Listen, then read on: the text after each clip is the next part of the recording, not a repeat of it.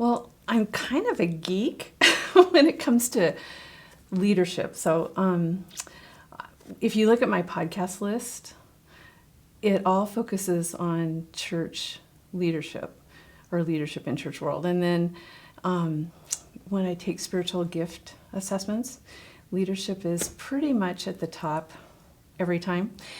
And I earned a master's in strategic leadership.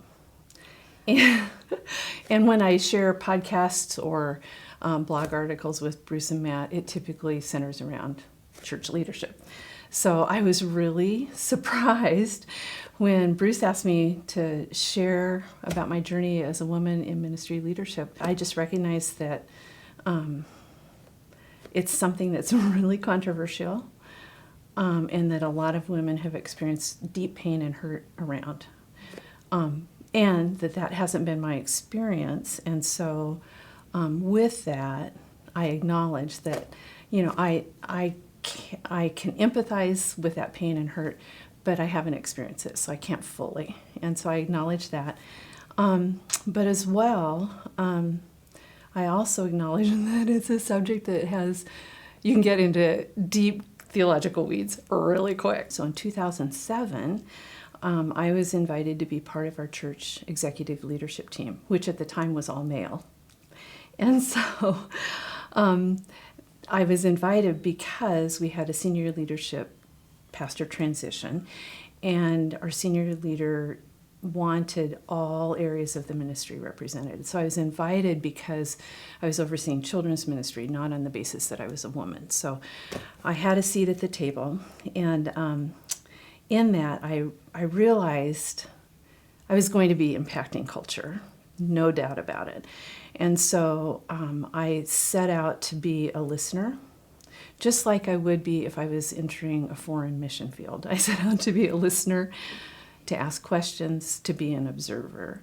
And I think in that, it served me very well because I could see the guys visibly relax after a few weeks, realizing I wasn't going to hijack the meetings with a need for personal agenda, pushing an agenda solely focused on kids. I was really interested in trying to figure out the vision for the whole organization rather than just focusing on the needs of the children. So I think in that, and they realized I didn't need to be affirmed as a woman on the team. That wasn't a need for that space. They settled down. They settled in, and we all learned and grew. And they were respectful, and I had huge respect for them all as leaders. So, in that leadership team, as it morphed, our senior pastor recognized 50% of the church is women, and so we need to make sure that representation is part of the leadership culture. And so over time, that's what has happened to that team, that more women have come on, as well as because of our ethnic diversity, more representation that way. So it's been fun to see that transition and feeling a little like a trailblazer in the process. I guess in conclusion, I would say what I've observed is as you take the stance of a servant leader and you prioritize placing other priorities above your own, and you're a good listener, you respect other people, and you deliver results,